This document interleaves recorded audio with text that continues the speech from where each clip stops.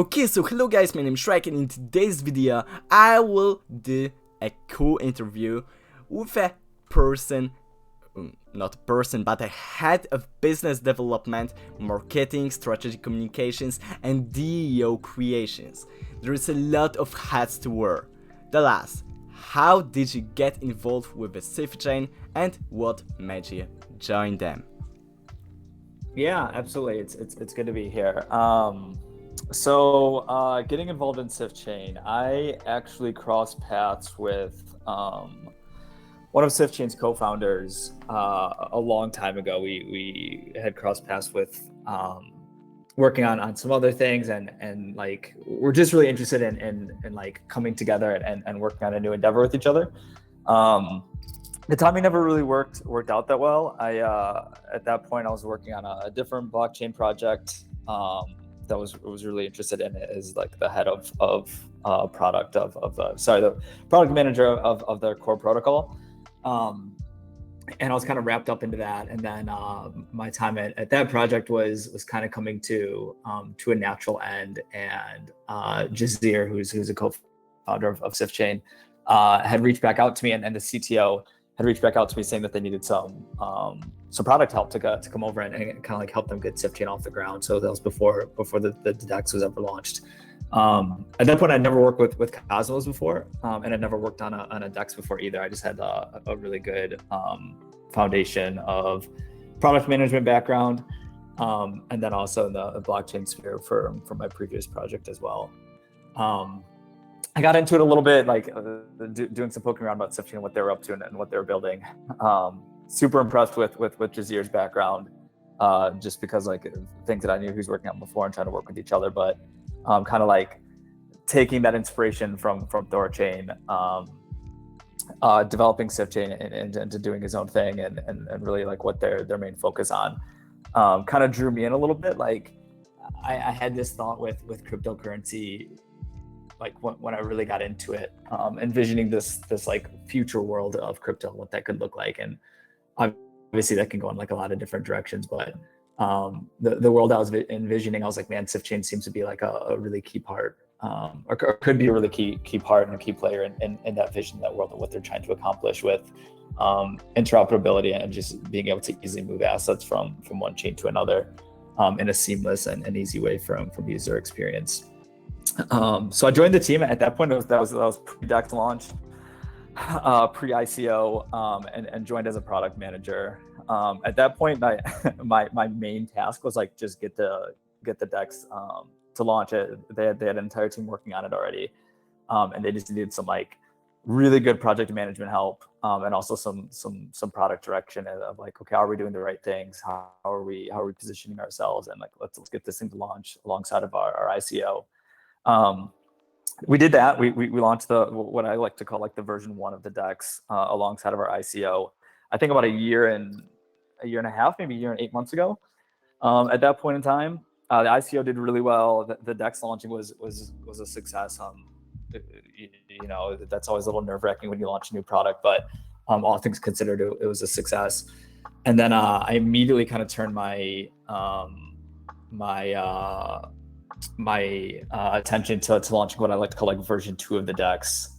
Version 2 of the DEX was like completely revamped from like a look and feel standpoint, and then also incorporating IBC, which we can get into a little bit more details on like what version 1 did, and then version 2 with the incorporation of IBC. But it was kind of like the first step of being like a true omni EVM decentralized exchange. Brought that to life as well, what I'd consider like the current version of the DEX. And after that, it was kind of like, I've said this to a couple of different people before, we had a lot of hype building around that of like kind of like integrating and launching a new version of the DEX with IBC enabled. So you know, there's a lot of hype building up to the actual launch date, and we launched, and the feedback that we got after we launched was really well. Like people really enjoyed using it, and really liked the experience that they were doing. I have like pages of screenshots of messages from Discord and Twitter when we launched that, of just like positive feedback and liking where the product was going. But like it kind of like stopped after that point, you know, like the analogy I like to use is like, it was like a firework like kind of like leading up and was about to explode, and kind of just like fizzled off into the distance of like, that's interesting. What just happened? Like, there's all the hype building behind it. People that were using it really liked it. And I started to realize, like, kind of like taking a step back and looking at the entire project of like, maybe we put a lot of emphasis on the technology and the product itself, and making sure that like we were building things in the right way, and like kind of like being really innovative, and really just like corely focusing on the product, and kind of took a step and was like, I feel like I could go help in this other area of the project, which is kind of like the business side of the area, right? Like business development, marketing, communications, community development, and DAO development. So moved over to that role, which is the role I'm currently in right now, and like actually developed like a real like full-blown business development team, a full-blown marketing team and marketing plan, business development plan, really focusing on community building and engaging, and really focusing on the communications, which kind of takes us to present day. I've been in this role for I would say maybe 6 months now, which if anyone's been involved in the SifChain project since beginning until now, hopefully you've seen some improvements in the last 6 months in terms of how we communicate, our community in general, and things like that. But that kind of takes us to present day and how I got involved in SifChain to begin with. Okay, thanks. It was pretty good story, I would tell. And also, I've did some research on UKC, and I've seen that you worked also as a product manager at the SpaceX. Is it true? Yes, yeah, that's true. I actually, so to go back in time a little bit, I worked in it for a small kind of like niche consulting firm for 7 years, kind of like learned the ins and outs of software development and deployment. Primarily dealt with the SAP software, which if anyone's exposed to that or involved in that, that can come with its pluses and minuses in dealing with it. But in general, kind of like learn the intangibles of like, okay, how does software development work? How does successful software deployment work? How does like customizations for making a product like really something that can work and work well for a company, and like really why you're investing in it. And it was more like ERP softwares, right? So more like software that companies can run off of. I being there for 7 years, I kind of developed into like a sales architect type role. So like started right out of college, and then developed into like going into like sales calls and really developing a solution from scratch of like, what is it that you're really looking for? How can we help you? And kind of like selling it to put it in an easy way. And then after selling it, be brought onto the project to actually like lead the implementation of it as well. Really awesome experience, taught me a lot. And then that was kind of like a stepping stone into working at SpaceX as a product manager for them. They're quite different, as you can imagine. In like true Elon fashion, they like to like, why would they buy something like they can do it bigger, better, faster than anybody else? So their ERP system was completely custom, homegrown system, which was really cool. It obviously, like dealing with like custom software development comes with its pluses and minuses. Like pluses, you can do anything that you want with it. The minuses are like, you can do anything you want with it, meaning like you really have to be careful with like what it is you're doing and why you're doing it, and like how are all these pieces of the puzzle going to come together. So it was an entirely new challenge. It was really cool to work with custom software. Also working with the team at SpaceX was an incredible experience. The smartest people I've ever worked with before. And then working right next to where the rockets are being built in California was a cool experience as well. And then that kind of led into like my freelancing world, which I got even deeper into product management, working with different companies and different projects, going from like mobile applications to like geospatial satellite imagery solutions, and like everything in between, which then led me to the blockchain space as well. But yes, my days are at SpaceX were fun, and was a huge part of kind of like my learning and growth curve. Okay, so I'm really glad that you are currently working with a SifChain, because you're a person with a huge experience in what you're doing, and I'm really glad to see you with a SifChain, because this project in my opinion, have a huge potential to get only bigger and bigger in the future. So I'm really glad to see you in here. And for the second question, you told us something about the SifChain, how does it work, but for people who don't have like a really big knowledge in the cryptocurrency world, can you explain what SifChain is and what SifChain offers as a solutions to a problems around the world cryptocurrency? Yeah, absolutely. So I'll try to stay high level, and we can get to the details where we want. But I was actually just at we were at Consensus, a conference in Austin, and it was interesting, like discussing SifChain with people. We had a booth there, passing by, and kind of like seeing what hit and what resonated with what people like really understood, and what clicked for people of like, oh, I get what you're doing, right? Like you can go online and read a lot about a lot of projects that exist out there. And I even frequently feel this way too, where I'll leave reading about a project and I'll be like, wait, like, so what is it that you do? It's just because it seems so like high level and so like, you know, using the same like keywords, and it's very elusive of like what it is that the project's actually doing and what problem they're trying to solve. But with SifChain, so we're built with the Cosmos SDK, which is like, okay, what does that mean? Because we built with the Cosmos SDK, it's basically from like an end user perspective, why that matters to you is like super quick transactions, meaning like if you want to execute a transaction, it's gonna be very quick, and it's super cheap transaction as well. So it'll cost you, you know, like pennies or a fraction of pennies to actually execute any action that you're wanting to do. And then also we get all the benefits of being in the Cosmos ecosystem, like the IBC technology, which we can touch on a bit later. So one, we exist on the Cosmos, or exist in the Cosmos ecosystem, which comes with the benefits I just mentioned. And then we're a decentralized exchange, meaning like you can come into our product, and if you had, you know, token A and you wanted token B, you could swap that token A for that token B, and get it really quickly and really cheaply. So therefore, you know, you now have the token that you want, you have the asset that you want, and you can do something with that asset as well. When we first launched, to just give it like history and kind of like how we built to this point that we're at with showcasing some use cases, is when we first launched, we launched with our technology that's called Peggy, or what I'll call Peggy 1.0, because I'll touch on Peggy 2.0 in a second. Peggy 1.0 was our bridging technology, and it was the first and only for a really long time bridge between the Cosmos ecosystem and Ethereum.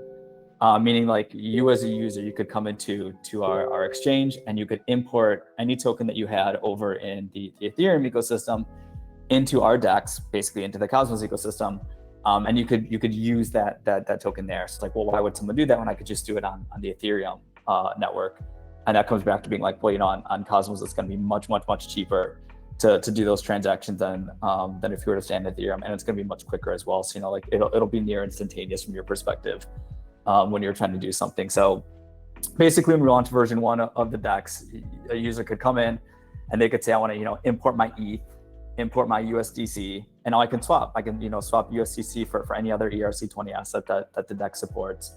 I could swap my ETH for any other asset that the DEX supports, and I can make that swap for pennies or fractions of a penny, and it would be done almost immediately, which is much different, you know, than if you're using comparable exchanges on Ethereum, where the transaction might take, depending on the time of day that you're doing it, it could take a while, and it could also be very expensive, meaning like you're paying fees and transaction costs for doing an action of like just wanting to get a different token. So like while it was cool, it was like, you know, it was cool, but it wasn't like super revolutionary.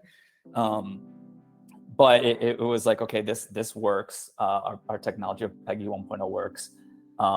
And you know, it's people are using it, and they're able to swap their tokens for other tokens that they want directly on our exchange. Right after that was like the first stepping stone, right? The second stepping stone was being IBC connected, which basically means that we can easily and quickly connect to any other chain in the Cosmos ecosystem. So now it's like, okay, this is getting more interesting, right? So like not only can you import your tokens from Ethereum, so like you know your ETH and your USDC, You can now import your tokens from any connected Cosmos chain as well. So you can import your Atom, you can import your Juno, you can import your Osmo, your Secret into the DEX as well. And then you can, swap, your Atom for ETH, or, your Juno for USDC, or vice versa.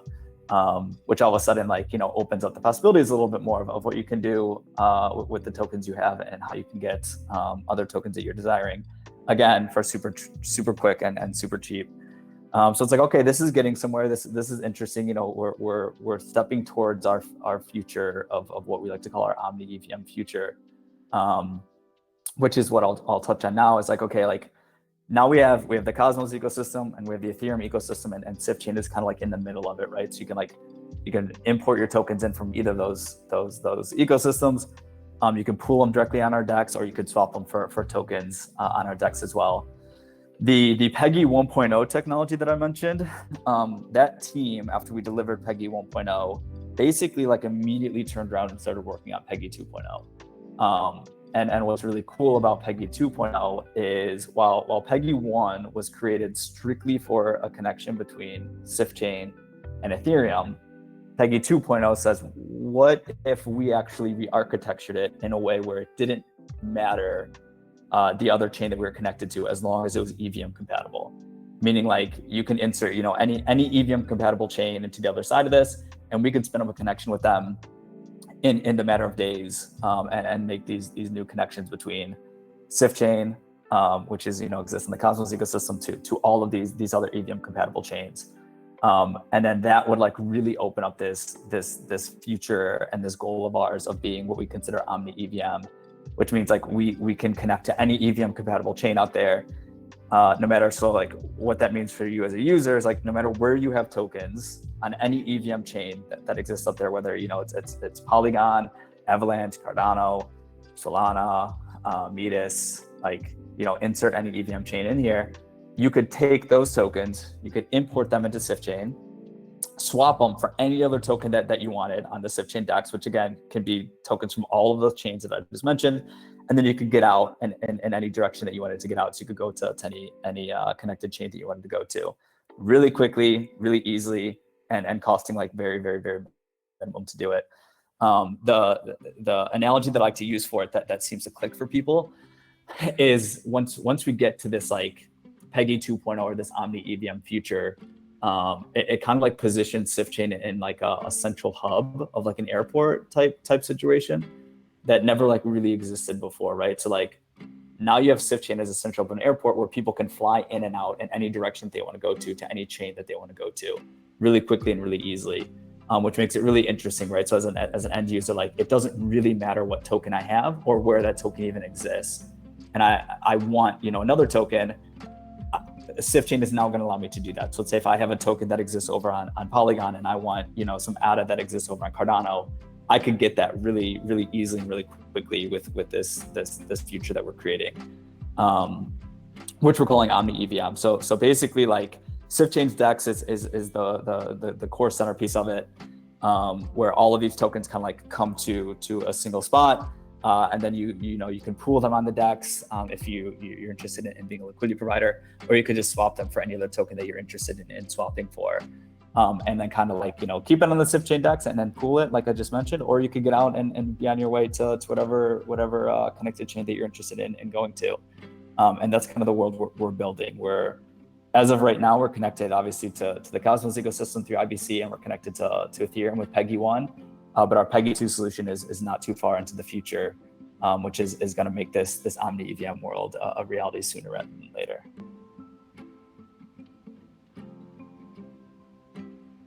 This was pretty good explanation what the SifChain do and how do you work with this solution. So another question for you. What do you think SifChain is different to other chains, and why do you think it will go to the moon? Interesting. Yeah. Very good question. The kind of my main selling point for SifChain and why I think it's going to be successful is that Well, it isn't like one single thing, right? Like I think that people that look at projects that are like, if it, like this is the one thing that it has, and you hang your hat on that, it just puts you in an interesting situation, right? Like the blockchain world where everything's open sourced, you're kind of just ripe for someone being able to fork it and do it themselves. So the way that I look at SifChain is it's really like being well rounded on all fronts. It's being well rounded on the technology and the product front in terms of bridging technology, and having like the best in the game, bridging technology with Peggy 1 and Peggy 2 and connecting to all these different ecosystems. It's being not scared of innovation and kind of like pushing the boundaries of like what is a DEX and what can a DEX do, which is a lot of people are going to realize that very, very quickly that some of the models in decentralized finance just aren't sustainable. Like we're kind of already seeing that right now. So it takes a whole nother level of being really innovative and really creative and really like a team willing to kind of like push the boundaries of like what can we do to make sure that we're sustainable as a DEX, and what can we do as a product to make sure that we're going to be around here for the long time. We're attracting end users that want to stay and be a part of this future. And then like, just being well-rounded on other fronts, like having really great marketing, a really good business development team, a really solid community that's inviting and like self-sufficient, and then like having a really good DAO governance structure. With all of those things kind of making like really what makes a good product, right? Like it isn't just the product, it isn't just the technology, it isn't just like, they have kick-ass marketing. It's kind of like the whole thing. It's like, you put emphasis on everything, in a way where it makes it so it's very hard to replicate or very hard to duplicate it. It's like, yeah, you may fork our chain and do this, but like you don't have the marketing team that we have. You don't have the business development team you have. We don't have the community that we've spent time nurturing and building. And all of those things really come together to make us successful. Then I think the last piece of what we're really good at doing as a team is constantly iterating and improving on things. And that like really comes to light in terms of our product development, and also being really, really, really involved with our community. If anyone out there is a part of the SifChain community, like you can attest to this, but we listen to the community like very intently. We hear their feedback. We have multiple discussions with them, usually on a weekly basis. And we actually hear them, and we hear what they like and what they're wanting to do and what they're not liking. We take their viewpoints and thoughts into consideration, and we constantly iterate and improve. It's not about like not making mistakes, right? Like every project out there has made a mistake or two, especially in the infancy of where we are as an industry. But it's about learning about those mistakes and really growing from it and showing that you can improve and iterate on things, which I think we do a really good job at. So to kind of like answer your question, and I don't think it's one thing. I think our technology is really great. I think our team's really innovative. I think we have a really solid marketing group now that's come together in the last couple of months. We have a really solid business development team that's come together in the last couple of months. We've put a ton of emphasis on our community and growing our community in a solid way.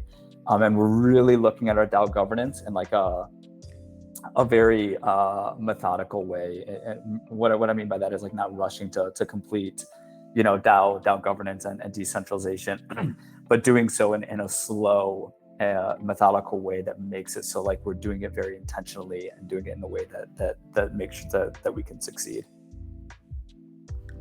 Okay, I got this, and it all sounds very, very great. So I agree with you in a 100%, but you were also talking about some new features, so let's maybe jump to this topic, and maybe you could tell us what are you planning next in SifChain, what plans do you want to achieve in this year, and what plans maybe do you want to achieve in the next year? So yeah, we have a couple main focuses for our immediate near-term future, and I like to group into like kind of like three main pillars. One being our Omni EVM feature, which is what I chatted about already which is powered by our Peggy 2.0 bridging solution. That will, like I mentioned, connect us to any EVM compatible chain that exists out there.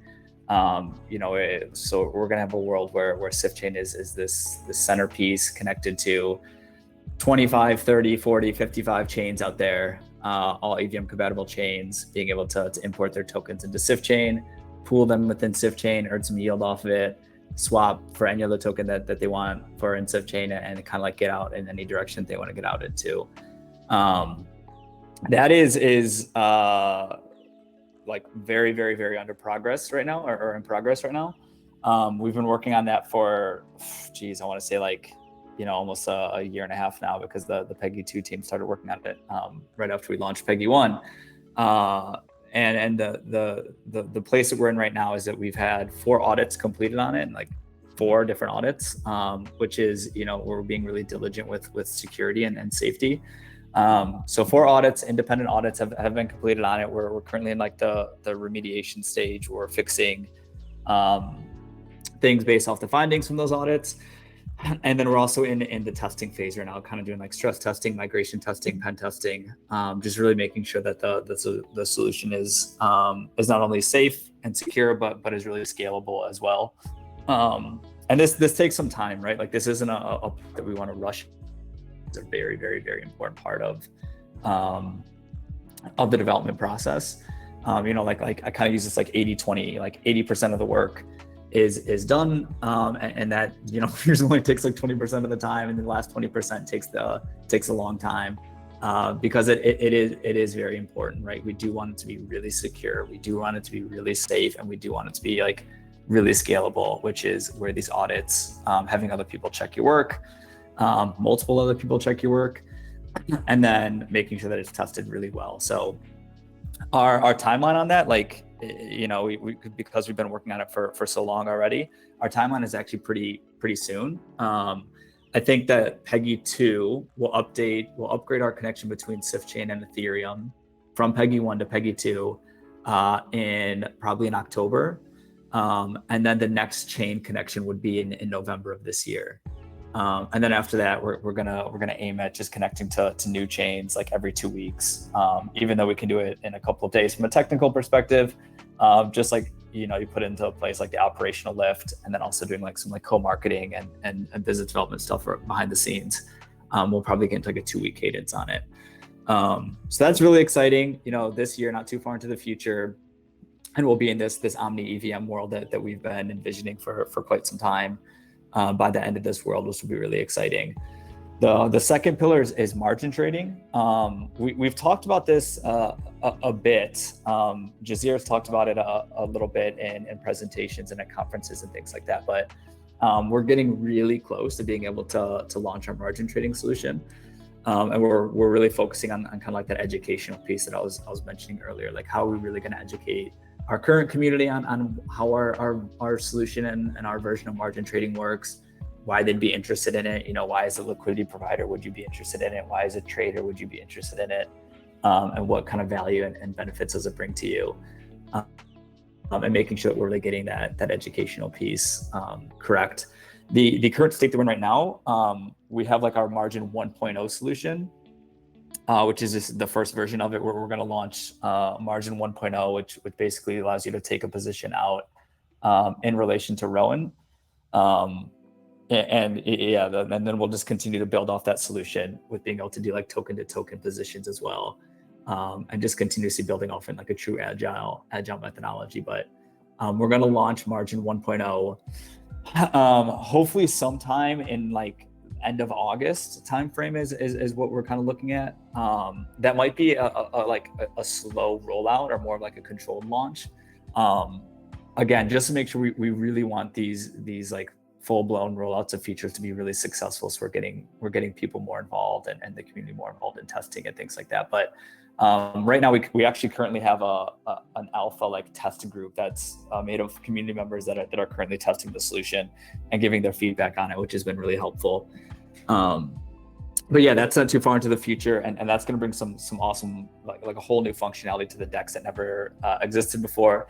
It would ideally bring in a whole new market to the DEX that never existed before, a market that's historically much larger in terms of trade volume than spot trading, which is what our DEX currently offers.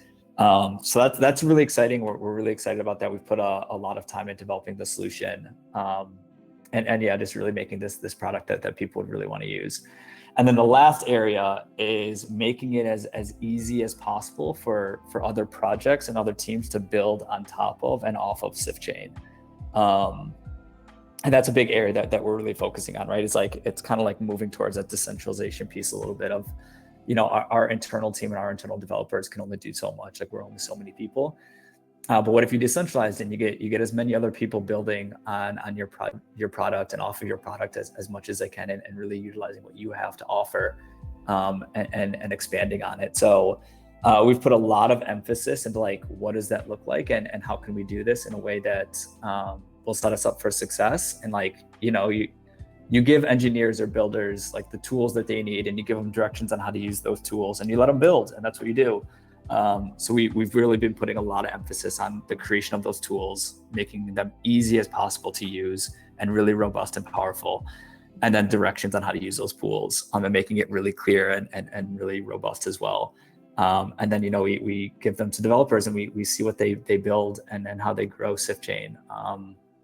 And that we're actually in another phase where we brought in people from the community to actually like test these tools out for us, like really like showcase what they like, what they don't like, what seems to be really resonating with them, and help us like clean up our documentation. So when we do like a full blown rollout of them, when we do like a full blown marketing campaign with them, like the tools are really, really, really well done. The documentation is really done well, and it really just sets us up for success. So yeah, that's a description of all of them, but a summary of the three main pillars we're really working on right now and trying to be laser focused on is Omni EVM, margin trading, and then developer centric tools to being able to encourage other projects to build on top of us, off of us.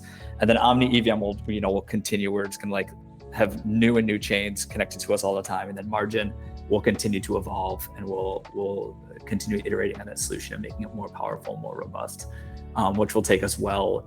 Like those three pillars will take us well into next year in terms of just like iterating on it and continuously building off of it to make it like really, really, really powerful. Okay, I'm really waiting for this, and I think it's very, very good for you that you're not letting the project be as some of the project leaders do, and you're constantly just working on this project, trying to do as many features as you can, do as many good things for your community as you can, and etc. And this is very, very good, and I'm really just glad to hear that from your mouth.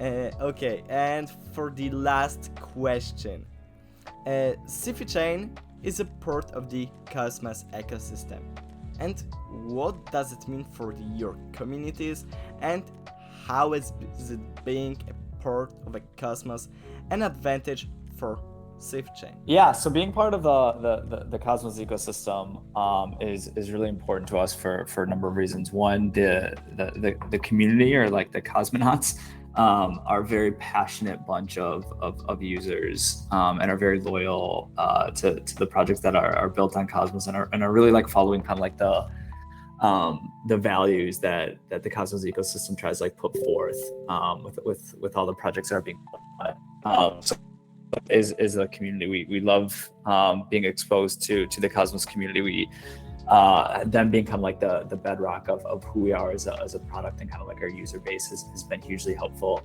And just making sure like getting that feedback that I was talking about before from a community, like they're a really, really intelligent and passionate group of people that help us shape our product in a way that makes sense for them, and a way that really makes sense for us to continue to grow into the future together.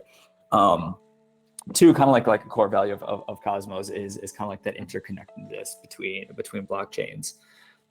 So that IBC technology that I was referring to before, like that's kind of like at the heart of why Cosmos exists in general, is being able to connect each blockchain together. That's built with the Cosmos SDK. In a really easy way, right? So like from a user's perspective, it's a really clean and simplistic way to move your assets from one blockchain to another, in a way that isn't confusing, it isn't complicated, it isn't scary, but it's just easy, right? It's just done right. And we hold that to our core as well, right? Like our future is built off of or is being surrounded by interoperability and being able to connect any blockchain in an easy and seamless way. So no matter if you're Cosmos based or EVM based or whatever, insert any other blockchain into here, we hope to embody those principles as well, and to really bring this world where people can move freely and easily and quickly between any blockchain in the world. So like that core value that Cosmos has, we've had it really from the inception of us even existing as a project. So like it just makes sense for us to exist on the Cosmos ecosystem, in terms of like really what are they trying to accomplish, really what are we trying to accomplish, and those core values are really the kind of like the same thing at its heart. And then again, just to touch on the community of Cosmos is huge, really passionate, and a bunch that we're really proud to be able to cater to. Okay, thanks. So it was all from my side.